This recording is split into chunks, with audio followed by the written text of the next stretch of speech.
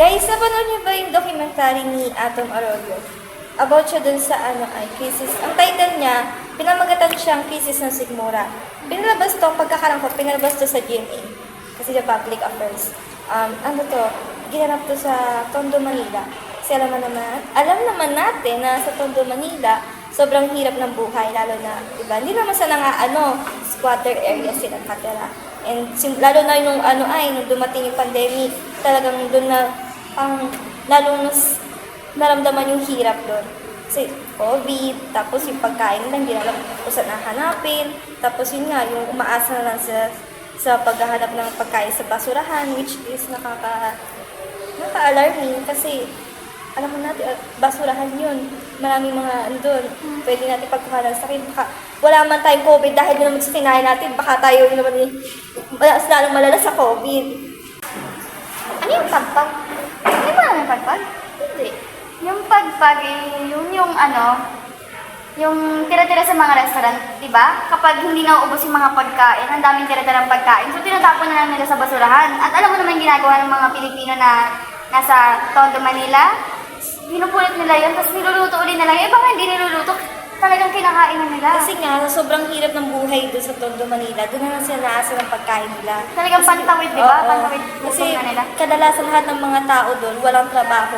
Umaasa lang talaga sila kung ano yung alam nila makapagkitahan nila, yung mga alam nila magkukuha nila ng pagkain nila. Tapos yun nga, nakita nila na may value pa yung pagkain na yun, kahit tira-tira na yun, may pwede pang makain. Yun palang pagpag.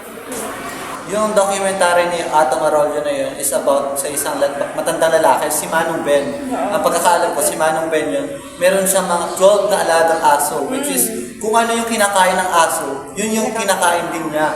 Yun yung mga pagpag o yung mga tira-tirang pagkain, mga karne na nabubulot niya sa basurahan na tinatapon ng mga business owner ng mga restaurant, yun yung mga pagkain na tinatapon o iniinit din niya.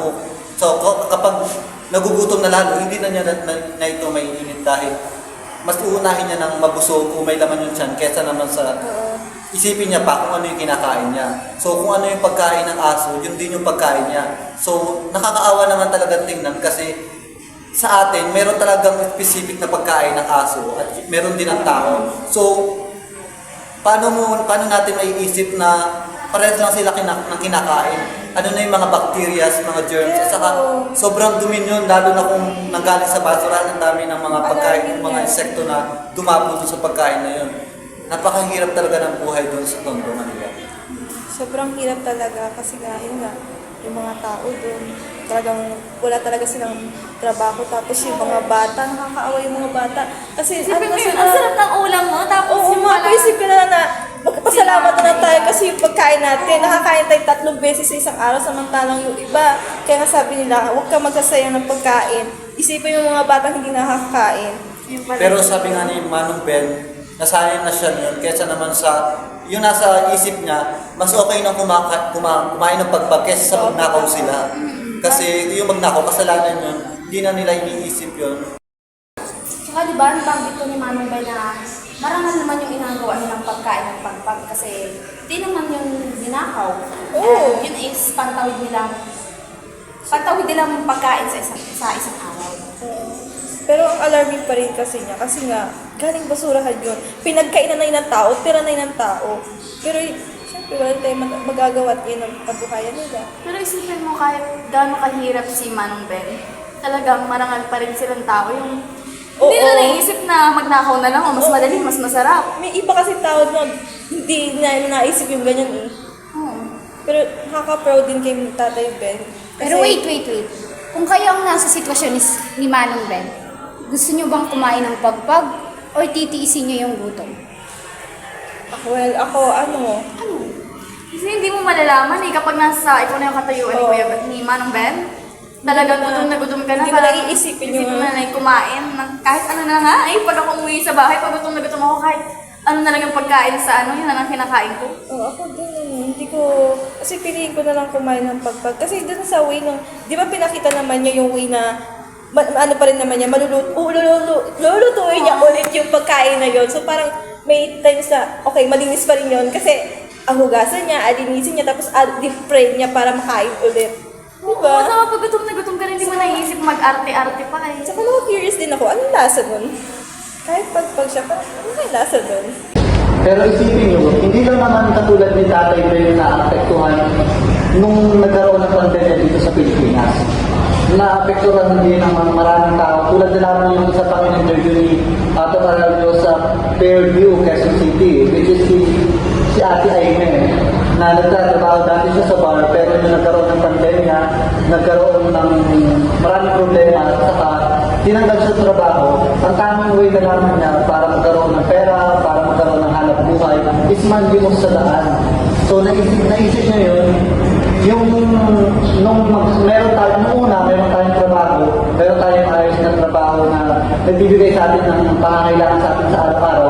Pero dahil sa pandemya, nagkakataon, bigla na lamang nawawala. Tapos bigla na lamang tayong babagsak, manlilimos na lamang tayo. Tulad nga na sinabi ni Ate Aine, nung una daw, nahihiya pa daw siya na manlimos. Pero ano nga ba ang mapapala natin kung mahihiya tayo? Eh wala na naman yung siya natin.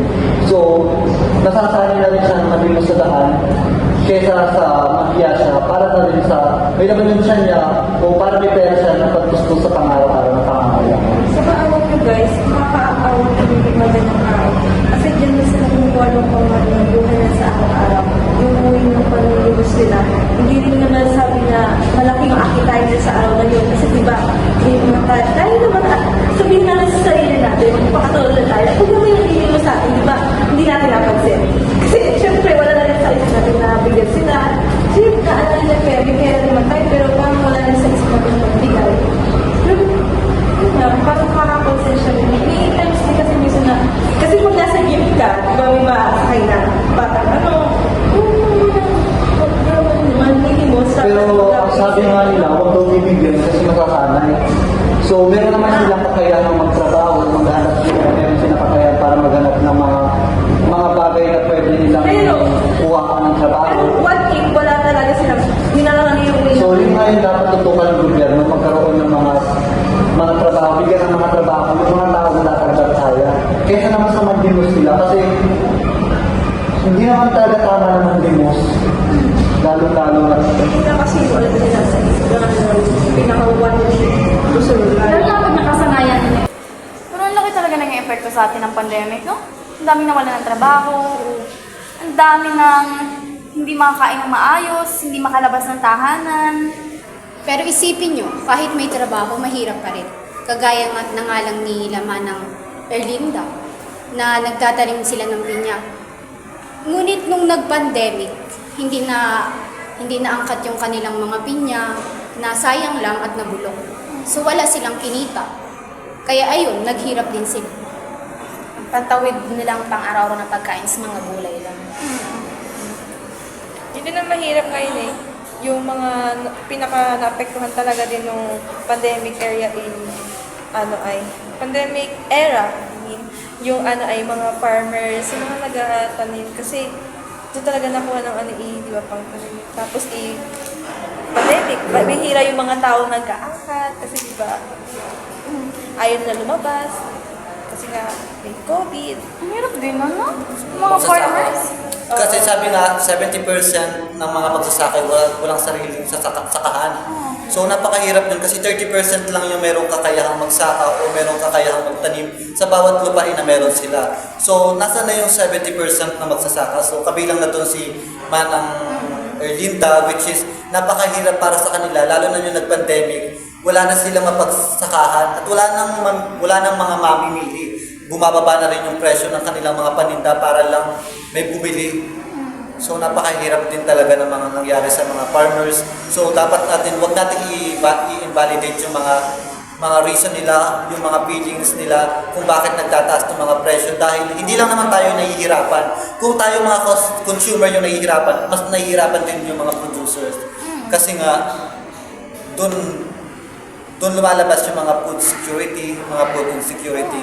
So kailangan natin talagang isipin, wag lang tayo maging one-sided. So ang pinaka-conclusion talaga ng documentaries ni Ato Marolio is that yung effect ng COVID-19 sa bawat mamamayang Pilipino, yung mga advantage and disadvantage nito sa atin, which is yung kakulangan sa pagkain lalo-lalo na yung mga food insecurity, nagkakaroon tayo ng mga maraming problema, maraming mga suliranin na napakahirap solusyonan dahil na rin sa paglaganap ng COVID-19.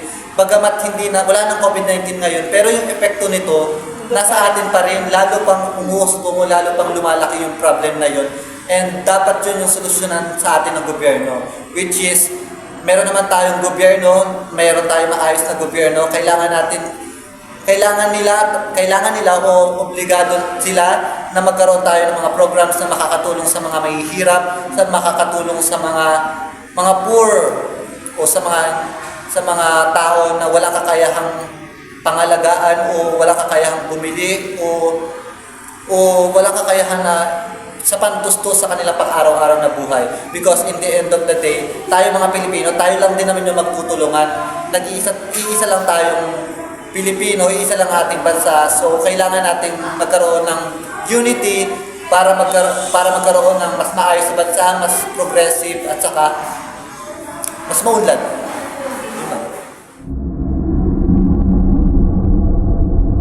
So, we're talking about climate change. Ano nga ba ang apekto ng climate change sa atin?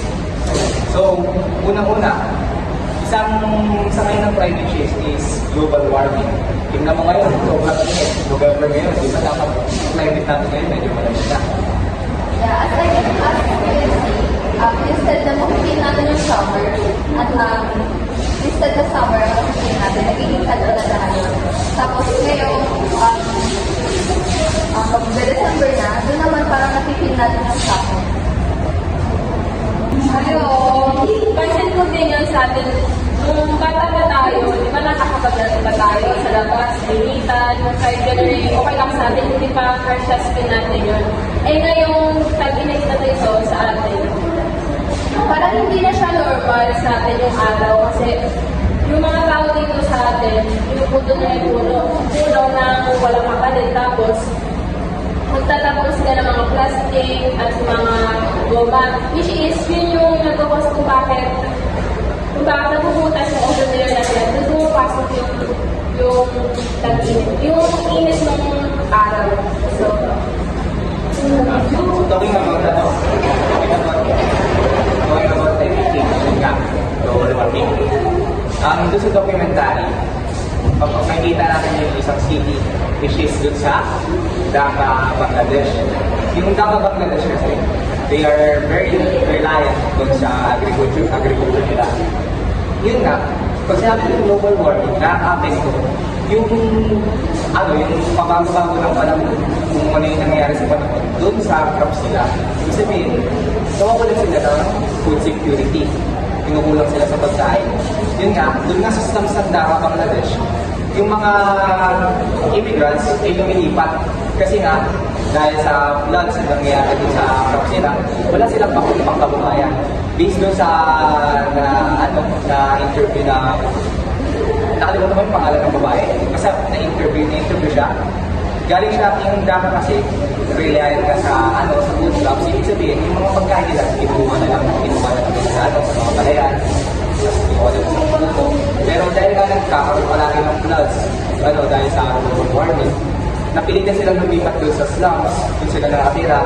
Tapos, they are very living na lang. Lahat ng kinakain nila ay hindi sapat. Minsan nagkukulang, minsan wala sila nakakain. Kaya ayun, nagkukulang sila sa food security dahil sa pagbabago ng global change, climate change. In my opinion, instead na mag-immigrant tayo sa ibang place kung kung saan na nas okay yung place, bakit hindi tayo magtanim ng mga puno na pwede din naman makuhaan ng pagkain? Ayun nga ang problema. Pwede silang magtanim ng puno kahit saan. Pero yung lugar natin nila, parang room siya sa kaya hindi sila dati na rin nakakapagtanim sila. Kasi wala namang different flood na nangyayari. Doon kasi ay parang sa pabago-bago ng panahon, nagkaroon ng intense na flood. Yung mga crops nila, imbis na aaningin na lang nila, wala, hindi tumutubong maigit kasi nasasalagay. So, do you think na we can still revive the earth? Pwede, ma-report natin. Pero kaso kasi, ang focus kasi natin ngayon is urban development. So, ibig sabihin, nagpupunod palagi tayo kasi kailangan natin magtayo ng ganito, hospital, gano'n, iba-iba't ibang facilities. Yun nga din, yun ang problema. Kasi hindi natin nasusustain, hindi tayo na-a-adapt masyado dun sa, ano natin, sa agriculture. Hindi, di ba, pag nagpuputol ng puno, tapos magtatayo. Katulad dito sa atin, pag nag-uway din, nagpuputol ng puno, pero saan na nagtatanim? Hindi natin alam kung nagtatanim. Ang sabi sa atin ay nagtatanim, hindi natin alam kung saan sila nagtatanim. So, ibig sabihin, hindi napapalitan yung puno pinuputol nila.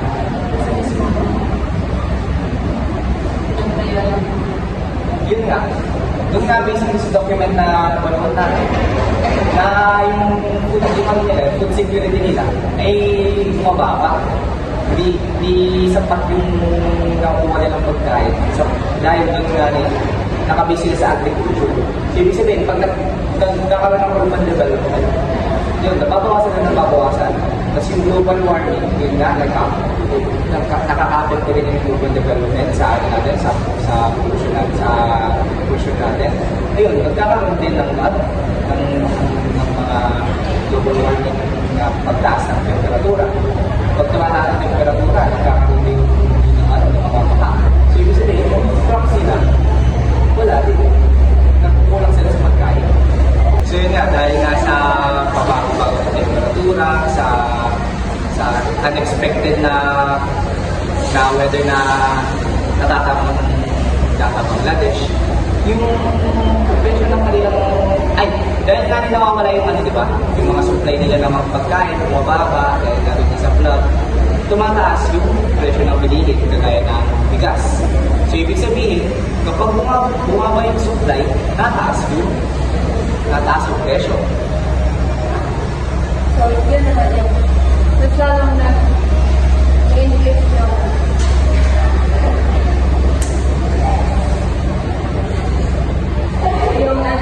food insecurities.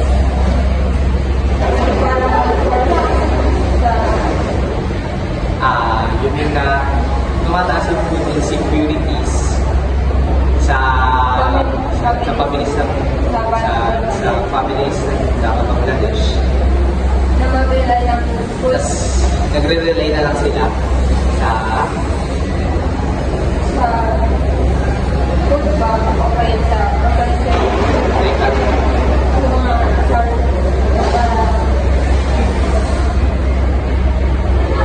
So, ibig sabihin, yung families ng Bangladesh ay nagre-relay na lang sa food banks and sa mga organizations like food charity para masustentuhan yung pang-araw-araw ng buhay nila. So yun nga, dahil sa pagkaka, na-apektuhan yung mga farmers. So bumababa yung supply ng bigas. So dahil nga mababa na yung supply, tumataas yung presyo ng bigas.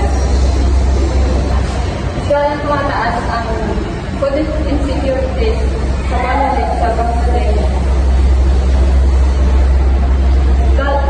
Mas lalong kaya sila nag-rely ng food bank o kaya organization like food charity para sa kanilang araw-araw na pag-uwi. Doon sa situation ng sa Bangladesh, sa situation ng mga sa mga farms nila, sa mga farmers, nagsiset ko ng reminders na kailangan natin magbigay ng solusyon doon sa pabago-bagong panahon, doon sa climate change natin, doon sa global warming, para na-enhance yung food security nila. So, ibig sabihin, kailangan natin mag-implement ng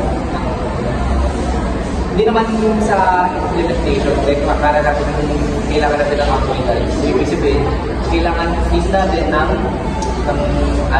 nag-prevent doon sa tumaas pa yung temperature doon sa hindi lang sa Bangladesh, doon sa buong mundo na nakakaranas ng global warming.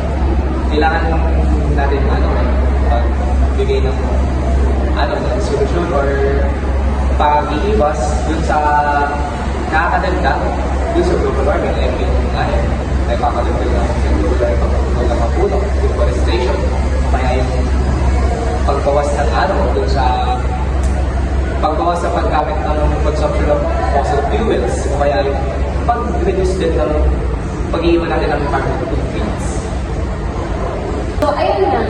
natin afford na pagmulaan yung mga nakakaranas ng climate change. Kailangan natin mag-invest sa sustainable agriculture practices para ma-develop yung resilience natin sa agad at need din natin ang mga solutions para maka-adapt sa changing climate na nararasan natin